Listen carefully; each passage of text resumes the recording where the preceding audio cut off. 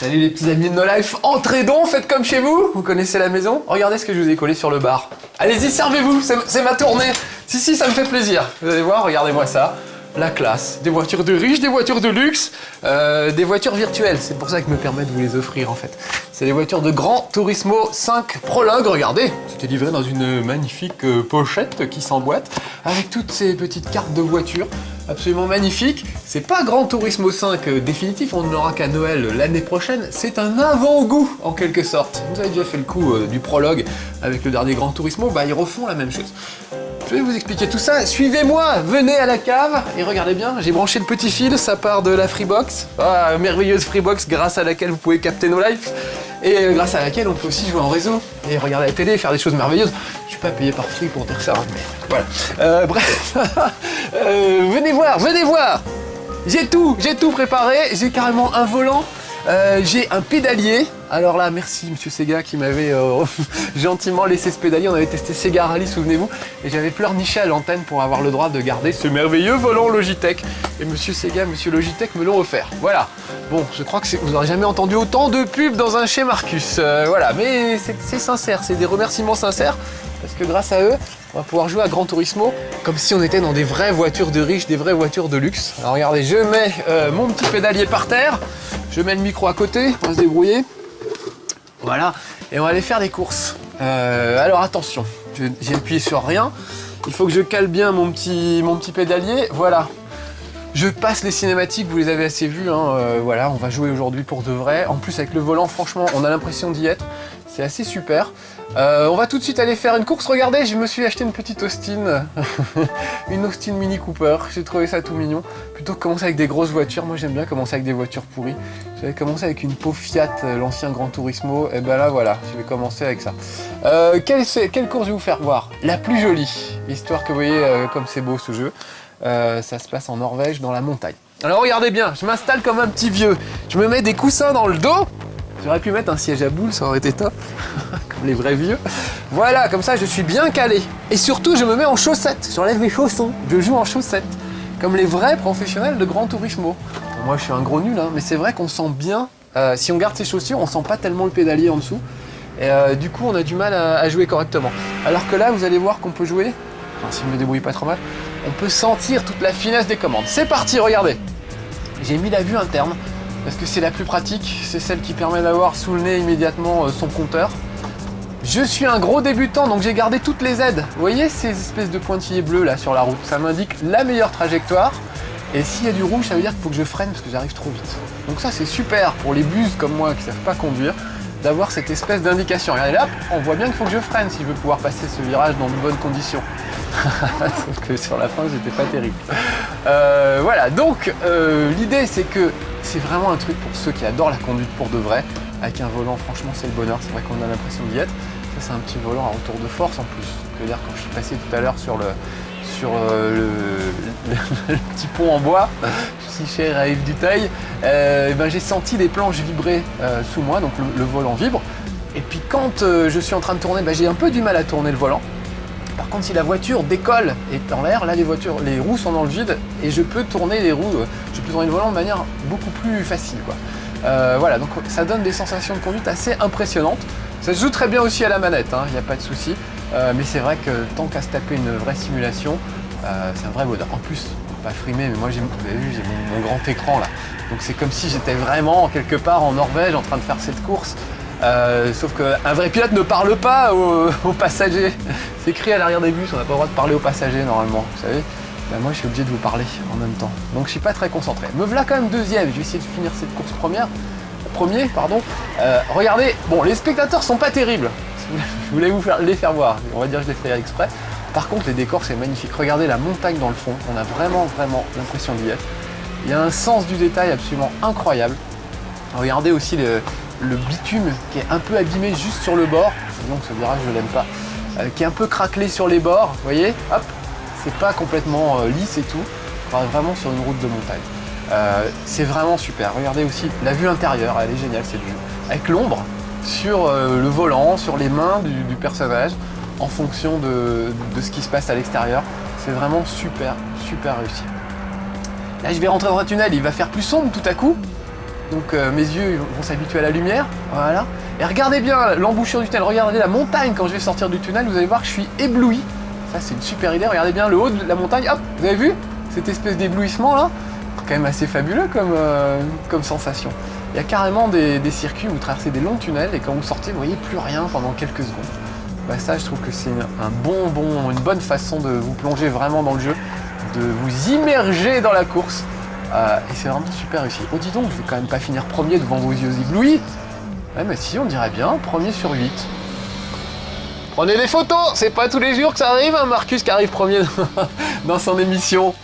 Eh oui, j'ai vu Davy qui s'est moqué de moi. Davy, je t'ai vu. Vous avez peut-être vu pour le 1er avril, on a échangé les émissions et Davy a fait un chez Marcus. Il a fait un chez Davy en fait. Et le pauvre, il a galéré comme jamais et il a fini par dire, comme je dis toujours, pourtant ça marchait chez moi aux répétitions. Bah voilà, ça arrive à tout le monde. Davy, bravo pour ce très beau chez Davy, j'ai beaucoup apprécié. Surtout le vaisseau de l'empereur en mie de pain, je l'ai trouvé très bien. Mais les propulseurs ioniques étaient inversés et tu t'es trompé et la mie de pain de droite aurait dû être à gauche. Enfin bon, bref. Avec tout ce qu'il y a derrière moi, je comprends qu'on ait envie de se moquer un petit peu. Alors regardez, il sauvegarde, tout simplement parce que chaque fois que je fais une course, je gagne de l'argent. Et avec l'argent, je peux acheter d'autres voitures. Là, je suis parti avec ma petite Austin. On peut peut-être la garder, l'Austin, on va aller faire autre chose. Mais je me suis acheté, je rêvais d'avoir une Ford Mustang, donc avec l'argent, je suis allé acheter une Ford Mustang. Et je trouve que c'est une vraie merde, vous pouvez pas faire de course avec et tout, ça marchait pas. Donc j'étais obligé de la revendre parce que selon les courses, vous allez voir qu'on peut pas participer avec n'importe quelle voiture. Qu'est-ce que je voulais faire voir? La C10, j'aime bien. Voilà, je vais garder encore pour le moment ma petite Austin. Donc on va chez le concessionnaire, vous avez vu toutes les photos de voitures qu'il y avait là-haut là, et puis on s'achète des nouvelles voitures. Et c'est pas mal, je trouve, de gagner de l'argent dans les courses et puis d'aller s'acheter des voitures comme ça. J'ai l'impression de découvrir le monde un peu. Mais je sais pas, il y a un côté vraiment marrant. On a presque l'impression qu'on l'a bien mérité cette voiture et tout. Et je trouve ça super. Pour moi qui suis pas un fanat de compétition automobile et tout. Alors j'ai très peur avec les téléchargements sur la PlayStation 3 et les autres consoles que les mecs qui font Gran Turismo s'amusent à vous faire payer des voitures et des circuits. C'est-à-dire qu'on devra payer pour avoir un nouveau circuit ou une voiture, une Ferrari, une voiture de luxe, etc. Et ça, j'espère que ça n'arrivera pas. J'espère qu'on continuera à acheter des voitures parce qu'on a gagné de l'argent dans les courses, parce qu'on est un bon joueur, ou un mauvais comme moi, mais non pas parce qu'on n'aura pas une super Ferrari, parce qu'on l'a payé 20 € sur le PlayStation Store. Ça, j'espère que ça n'arrivera jamais. J'ai pourtant l'impression que c'est bien ce qu'ils ont l'intention de faire. C'est de faire des jeux où il y aura, comme là, quelques circuits et pas beaucoup de voitures. Et puis ensuite, vous paierez si vous voulez en avoir plus. Alors que normalement, il n'y a pas à payer. Tiens, ce que je fais là, j'ai pas le droit. Regardez, je suis en train de prendre un petit raccourci. Là, il me laisse faire. C'est plutôt sympa. Mais par contre, si j'étais en mode en ligne avec d'autres joueurs, il me collerait une pénalité. On verra ça tout à l'heure. Tiens, on ira faire une petite course en ligne. Oh, j'ai pas bien suivi les indications. Voilà. Normalement, je suis la ligne pointillée bleue. On peut l'enlever évidemment, hein, et ça me donne des indications sur la vitesse à laquelle je dois arriver, etc. Regardez les autres bagnoles comme elles sont super bien foutues. Allez, regardez, je décapote, j'enlève la capote, on va voir en plein air, là c'est super. On voit un peu mieux, du coup je vois plus le compteur avec ma vitesse, enfin on le voit mais moins bien je trouve. Je trouve que les aiguilles c'est quand même, voilà, ce genre de compteur. Oh là Marcus, qu'est-ce que tu fais? Tu voulais vous faire le compteur? Voilà, c'était ça que je voulais vous faire voir. Oh là là, je suis très mal barré, je vais avoir du mal à repartir. Vous voyez, je trouve que ça, l'aiguille, au premier coup d'œil, on voit tout de suite à quelle vitesse on arrive. Alors que s'il faut lire la vitesse, quand on n'est pas très habitué comme moi, c'est pas évident. Bon, ce que je vais faire, c'est que je vais me fier à mon instinct, comme ils disent dans la guerre des étoiles. Genre, use the force. Vous allez voir que ça marche assez bien. Donc mon instinct, ça veut dire, je vais tourner la pelouse, voilà. Moi, je vais passer à travers champ comme ça. Voilà. Et je vais me mettre dans cette vue-là. En fait, j'ai compris un truc, quand on joue avec un volant, il suffit de s'imaginer qu'on est vraiment au volant de la voiture. Et de conduire exactement comme si on était dans une vraie voiture. Et là, ça marche. Tout à coup, ça marche. Si je joue à la manette, moi, en général, j'ai tendance à appuyer sur l'accélérateur à fond la caisse tout le temps. Et puis, ça passe pas très bien. Là, quand j'ai un volant entre les mains, j'ai plus de facilité à m'imaginer ce que serait d'avoir une vraie voiture entre les mains. Et du coup, voilà, je suis plus prudent et je conduis mieux, je trouve. Bon là j'ai donné un mauvais exemple au début, mais regardez, je vais essayer de me rattraper. Je regarde pas trop les compteurs de vitesse et tout. Je les suis, je m'imagine. Je suis dans ma petite Austin Cooper et je vois arriver un gros virage. Je freinerai dans la vraie vie. Puis j'essaierai de bousculer un peu les autres dans la vraie vie aussi. Non, dans la vraie vie je ferai pas ça du tout. D'ailleurs il y a un truc pas mal dans ce jeu, c'est quand vous tentez de rentrer dans les autres et tout, ça marche pas. En général, si vous essayez de rentrer dans un gars, ça va toujours mal finir. C'est toujours à vos dépens. Ça sert à pas grand chose de s'appuyer sur d'autres voitures pour essayer de passer un peu en force, etc. Dès qu'il y a un accident, en général, c'est vous qui perdez l'accident, entre guillemets. C'est-à-dire que vous vous retrouvez derrière. Vous ne gagnez pas beaucoup de place à essayer de rentrer dans les autres. Il faut conduire honnêtement et prudemment dans ce jeu. Ça, c'est quelque chose que j'aime bien. Bon, par contre, là, mon virage, je l'ai un peu raté. Et je pense que les autres vont en profiter. Je vais voir ma petite Austin quand même. Elle est jolie, j'ai choisi la couleur, hein, violet, pour aller avec mon canapé là-haut. Voilà, on n'a pas toujours le choix de toutes les couleurs. Je ne sais pas si c'est les fabricants qui ont imposé certaines couleurs. Enfin, on a quand même un petit peu le choix. On remarquerait aussi qu'il n'y a pas d'accident dans Gran Turismo. C'est-à-dire qu'avec les consoles nouvelle génération, normalement, on peut tout à fait faire des voitures qui se réduisent en miettes. Mais pas dans Gran Turismo. Parce que les constructeurs, ils veulent pas qu'on voit leur Austin ou leur Audi ou je ne sais quoi en miettes. Donc, au mieux, vous aurez peut-être le pare-brise qui se fissure un peu si vous avez un accident un peu violent. Mais pas plus que ça. Oh là là, je suis vraiment aux fraises là. Je sais pas où ils sont les autres, ils doivent pas être loin derrière moi. Ça serait pas étonnant qu'ils me rattrapent avant la fin de cette course. J'ai pris vraiment le premier niveau, hein. Oh là là là là là là, Marc! J'ai vraiment pris le début, donc oh là là là là là là! Je vais repartir dans l'autre sens, c'est une catastrophe. J'ai failli finir premier, et puis finalement non. C'est moi quand même ça. Oh là là là là, ça y est. Donc je me suis pas beaucoup entraîné. Je me suis dit après tout, eux, ils ont fait Gran Turismo Prologue, ils se sont pas foulés. Il n'y a pas toutes les voitures, il n'y a pas tous les circuits. Bah moi je vais pas tester toutes les voitures, tous les circuits. Ils y sont pas. Donc moi aussi, c'est une sorte de chez Marcus Prologue, c'est-à-dire c'est le pré-test de ce que vous verrez à Noël l'année prochaine quand j'aurai le jeu fini. Pas con, hein. Alors bon, il y en a qui râlent, hein. C'est vrai que c'est un peu gros quand même de vendre. C'est quand même qu'une démo. Alors il y a une démo, il y a une démo gratuite sur le PlayStation Store avec quelques circuits, enfin avec un circuit, celui que je vous ai fait voir tout à l'heure, là, en Norvège, et quelques voitures. Il y a déjà de quoi s'amuser, et ça c'est gratuit. Après, ça, ce qui est quand même qu'une démo, c'est quand même 40 €, c'est déjà assez cher. Donc les mauvaises langues disent que, voilà, c'est Gran Turista Proctologue, parce qu'on se fait bien entuber de 40 € alors qu'on n'a pas le jeu en entier. Ce sont les mauvaises langues qui disent ça, je ne dirais pas ça moi. Franchement, il y a de quoi se marrer, surtout en ligne, ça c'est assez fabuleux. Tiens, on va peut-être aller le faire ou je vous fais voir... Non, juste avant, je vais essayer de vous faire voir un autre petit circuit. On va aller à Londres. Il y a Londres qui est pas mal aussi, tiens. Je vais le faire vite fait. C'est les rues de Londres. Donc là, il sauvegarde ce que je vous ai dit tout à l'heure pour sauvegarder l'argent que j'ai gagné dans cette course. Toute course à laquelle on participe permet de gagner de l'argent. Donc ça, c'est pas mal. Et après, d'acheter des voitures. Même les courses en ligne vous rapportent de l'argent. Donc ça, c'est chouette aussi. On peut aller s'acheter des voitures après. Qu'est-ce que je voulais vous faire voir? Dans les baies. On va aller voir du B6. Je vais changer de voiture peut-être un petit peu.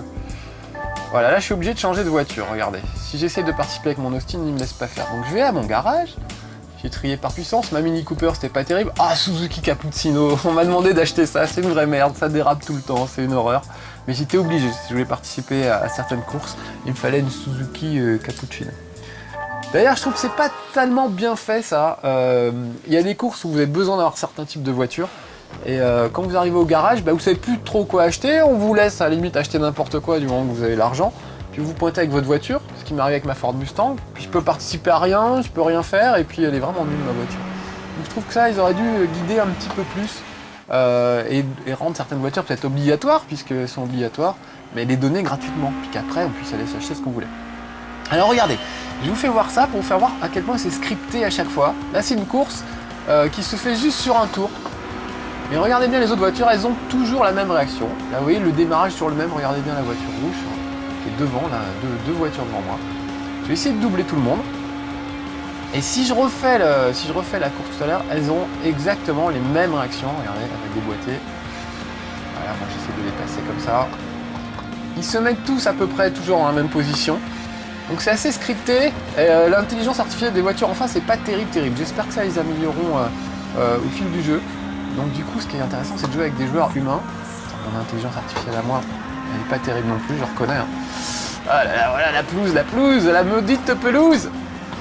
Oh puis alors là, en plus, le fait de rouler dans la pelouse, je perds le contrôle de ma voiture.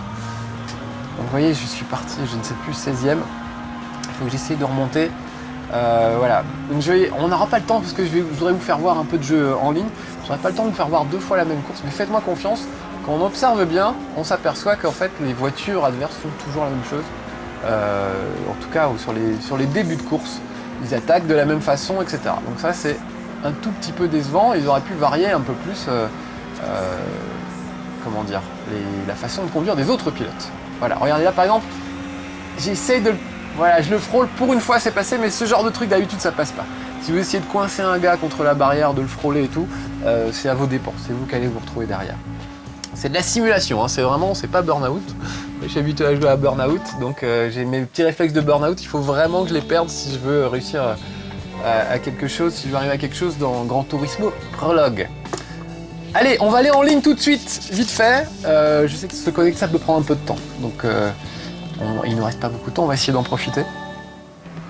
Parce que, alors oui, bon, il n'y a que 70 voitures et que 6 circuits, etc. Plus les circuits inversés et tout, mais il y a quand même de quoi faire. Et puis surtout, on peut jouer en ligne. Donc c'est ce que je voulais vous faire voir. C'est pour ça qu'on a descendu un petit câble jusqu'à la PlayStation 3, histoire de se brancher en ligne. Juste, j'ai découvert, moi, que la PlayStation 3 pouvait aussi se brancher en Wi-Fi. Je suis un vrai boulet, hein. Pendant longtemps, je me suis trimballé le câble. Voilà, mais la connexion est quand même un peu meilleure quand on connecte avec un câble. Donc je préfère me connecter avec mon câble. Voilà, donc regardez, je suis allé choisir le mode en ligne, écoutez la musique. Toujours des petites musiques super sympas, je trouve. On va aller quoi, Daytona ouais, allez, Daytona, on va pas se fouler. Daytona, c'est un anneau. Il y a le circuit de Suzuka. Suzuka au Japon, elle est tellement connue qu'elle a son circuit à elle. Vous vous rendez compte? Ils connaissent Tokyo Café par cœur, ils aiment tellement qu'il y a des gars avec du goudron, ils lui ont fait une route et tout. Moi, je trouve que c'est un super hommage. No Life est connu dans le monde entier. Allez, c'est parti, démarrage. Donc voilà. On va faire une petite course sur Daytona. C'est juste un anneau Daytona, donc ça va pas être très intéressant, mais au moins on va voir d'autres joueurs. Recherche d'opposants en cours. C'est le gouvernement chinois qui cherche des opposants. S'il les trouve, ça va mal aller. Non, je rigole. Opposant, c'est mal traduit, c'est opponent, c'est-à-dire adversaire en anglais.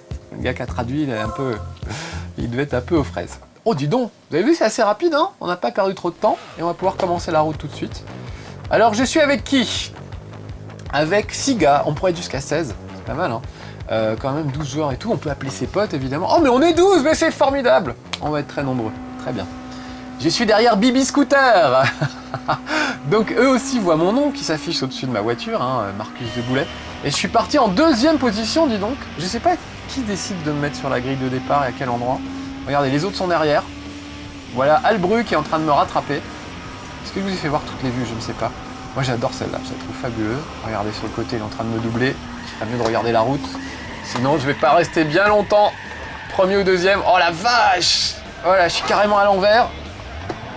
Et voilà, je veux faire l'andouille et vous faire voir des trucs. Et je le paye très cher. Oh vache, vache, vache. Bon, ça c'est clair que jamais je les reverrai les gars. Non, bon, c'est clair qu'on les reverra pas. Je ferais mieux peut-être de relancer une course directement. Ou alors d'aller les emmerder et tout. Mais le problème c'est quand on veut emmerder les autres, le jeu prévoit les emmerdeurs en fait. Et il vous met sous forme de fantômes. C'est-à-dire que vous ne pouvez pas vraiment les emmerder les autres en réalité. Je vois Antonito qui est pas beaucoup plus doué que moi, on va le doubler, ça me fera une petite victoire fastoche. Oh mais Antonito ne se laisse pas doubler, très bien. Antonito veut jouer à Burnout, il sait pas sur qui il est tombé. Il a sa fierté Antonito, vous avez vu, je suis 12e et il veut pas être dernier, donc il m'a filé un petit coup. Donc on a le droit de bouger un tout petit peu, oh mais il s'est retourné quoi. On a le droit de bouger un tout petit peu, mais pas plus que ça. On n'a pas vraiment le droit de rentrer dans les autres et de les cogner normalement. Encore une fois, les conducteurs qui ont un comportement dangereux sont automatiquement mis en mode fantôme par l'ordinateur pendant les courses en ligne. Donc ça, je trouve que c'est plutôt une riche idée. Ça évite les gars, les kékés comme moi, là, qui pourraient rentrer dans les autres et tout. Ça permet à tout le monde de se concentrer sur la course, sur les trajectoires, etc. et de jouer de manière honnête, pas de manière trop bourrine. Bon, on est quand même rentré dedans, là. Alors me voilà 10e sur 11e, il a dû abandonner carrément. Bon, je vais peut-être finir le tour, le 2e tour, on va refaire une course tout de suite. Et je vais essayer d'être un peu plus brillant. J'en profite pour vous faire voir donc les autres vues. C'est ma 2e voiture, vous avez vu, elle est pas mal. Je sais plus ce que c'est, une Audi. Ça se conduit, ça va évidemment un peu plus vite que ma petite Austin. Évidemment, vous avez des voitures de plus en plus puissantes au fil du jeu, il y a des Subaru, des trucs assez hallucinants.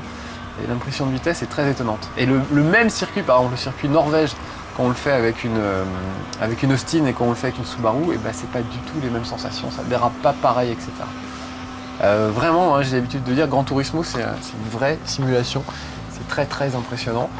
J'ai un pote qui a la chance d'avoir une Lotus et il m'a dit mais les Lotus dans Gran Turismo, ça se conduit exactement comme dans la vraie vie. Moi, j'ai qu'une 106, je peux pas savoir. Salaud. 10e place en plus, je suis humilié. Allez, j'ai le temps de me refaire une petite course, Alex? Ouais, allez, juste une petite course. Et cette fois, je vais essayer de grimper, de faire mieux que 10e. Essayer de peut-être moins vous parler et d'être un peu plus concentré sur la course. Voilà, que vous dire d'autre sur Gran Turismo? Bah franchement, évidemment, les fans, je pense, vont se précipiter dessus de toute façon, même si c'est encore une fois que le prologue, donc c'est un peu le prologue, c'est comme les préliminaires, hein, c'est pas le film cochon sur Canal+, c'est plus le film érotique avec des seins sur M6 le dimanche soir. Je m'adresse aux anciennes générations, hein, les autres vous n'avez pas connu tout ça, laissez tomber. Et voilà, donc c'est vraiment pour une mise en bouche, en quelque sorte, un prologue, il n'y a pas d'autre mot, ils ont bien trouvé le nom. Gran Turismo Prologue, c'est pas au hasard. Bon voilà, le gouvernement chinois continue à chercher ses opposants, est-ce qu'ils vont en trouver? Allez, on se dépêche. J'aime beaucoup les musiques, je crois que je vous l'ai déjà dit, mais vraiment je trouve que c'est des petites musiques, bon un peu d'ascenseur des fois, mais je sais pas, on dirait une série télé, un truc, c'est très agréable, très agréable. D'habitude dans tous les jeux de course, moi je coupe la musique, je préfère profiter des bruits des moteurs, et là je laisse les musiques, je les trouve très agréables. C'est la seule fois que ça m'a fait ça, avec Ridge Racer, j'adore les musiques de Ridge Racer. Là c'est le même genre, vous voyez, les trucs un peu très fluide, très cool, très, je sais pas comment on dit, très lounge, voilà. Musique d'ascenseur, ça se dit lounge hein, chez les jeunes aujourd'hui. Bon, il trouve pas d'opposants, mais qu'est-ce qui se passe? Allez, dépêche-toi. Donc là, il est en train de chercher des gens de mon niveau. Et on comprend que j'ai du mal à en trouver. Non, bon, là, je me jette dans une partie totalement au hasard. J'ai pas vraiment choisi le circuit, j'ai pas choisi les voitures, etc. Mais évidemment, vous pouvez appeler vos potes et proposer de faire des courses avec juste vos potes. Et ça, quand même, c'est la grosse nouveauté. Et c'est ça qui fait que ça vaut le coup, Prologue. Parce que même s'il y a peu de circuits et peu de voitures, 70 voitures, c'est pas mal, voilà, on peut jouer avec ses potes déjà. Et l'idée de se faire une course avec des potes en gardant tous la même voiture et en essayant de voir qui conduit le mieux, c'est quand même bien agréable. Voilà, la recherche d'opposants est terminée. On va voir qui m'a trouvé. Hein. Bibi Scooter, on a un compte à régler tous les deux, tiens. Il m'a recollé les mêmes, dis donc. C'était pas Bibi Scooter qui m'a entré dedans, c'était je ne sais plus. Alors voilà, Albru 1966, c'est sûrement sa date de naissance. Ah bah il est né la même année que moi, dis donc. Je vais lui souhaiter un bon anniversaire, regardez. Bon allez, cette fois je suis concentré, je me mets dans la vue que je préfère. Comme ça j'y verrai plus clair. Ah j'adore celle-là aussi, alors, je sais pas quoi choisir comme vue. Allez, on va regarder celle-là, l'impression de vitesse est quand même super réussie. Je suis 7ème sur 10, allez, on prend les paris, j'essaie de finir mieux que quand j'ai commencé. Mieux que 7ème sur 10. Donc regardez, je peux essayer de leur faire l'aspiration, me coller derrière une voiture pour profiter du fait qu'elle ouvre la voie un petit peu. Oh la vache, je sais pas qui est le salaud qui vient de me pousser. Alors là, je ralentis pour récupérer le contrôle de ma voiture parce que si elle part en vrille, et certaines voitures qui ont tendance à partir en vrille, la Suzuki Cappuccino, là, c'était une horreur. Dès qu'on était un peu touché, elle partait en vrille et c'était très difficile de récupérer. Oh, mais je vois que Lemmy B vient de me doubler sur la gauche. C'est pas grave, je reste concentré.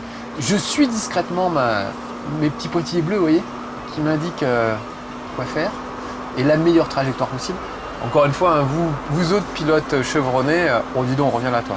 Vous autres pilotes chevronnés, vous pourrez enlever cette aide, il n'y a pas de souci. Je joue pas avec le levier de vitesse aussi, mais j'aurais vraiment pu. J'ai essayé d'ailleurs et ça marche plutôt pas mal. Mais moi j'ai qu'un demi-cerveau, donc déjà conduire, accélérer, c'était difficile. C'est vrai que c'était assez rigolo de jouer avec le levier de vitesse, mais comme je savais qu'il fallait que je vous parle en même temps, je me suis dit jamais j'arriverai à passer les vitesses, débrayer, leur parler en même temps et tout, ça sera beaucoup trop difficile. Vous voyez que déjà je rame un peu. Regardez comment ça chahute devant, c'est dingue. Me voilà 6ème, j'ai gratté une place depuis tout à l'heure. Touch Jam Fire, je vais essayer de le doubler par la gauche, voilà, et là je vais me faufiler entre les deux, regardez, hop là. Regardez comme je suis astucieux. Sauf qu'ils m'ont un peu envoyé bouler dans le décor, ils se laissent pas faire. Hein. Ah, Daytona, c'est une course impitoyable. 6ème sur 10. Vous avez vu qu'il était un petit peu transparent, le concurrent de devant, pendant quelques secondes. Sans doute a-t-il été un peu violent.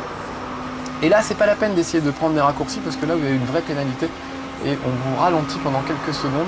si vous avez le malheur d'essayer de prendre un raccourci. Voilà, vache. Je sens dans le volant, ils essaient de me pousser. Alors je suis arrivé combien? 6ème, j'ai gagné une place. Bon bah allez, c'est sur cette merveilleuse victoire qu'on va se quitter. Est-ce que j'ai droit au ralenti quand je suis en mode online? J'ai oublié de vous faire voir ça, les ralentis. Par exemple sur le circuit de Norvège, c'est magnifique. On a vraiment l'impression de voir une retransmission sur Eurosport. C'est magnifique, sans les commentaires pénibles au passage. Voilà, à part les miens, de commentaires qui sont parfois pénibles. Voilà, c'était Marcus dans Gran Turismo Prologue, une sorte de démo payante à 40 €, mais je trouve que ça vaut quand même ces 40 €. On rigole bien, surtout pour avoir la 6ème place et un très beau plateau d'argent. Je sais pas où je vais le mettre à la maison, mais ça servira pour mettre des cacahuètes ou quelque chose. À bientôt sur No Life.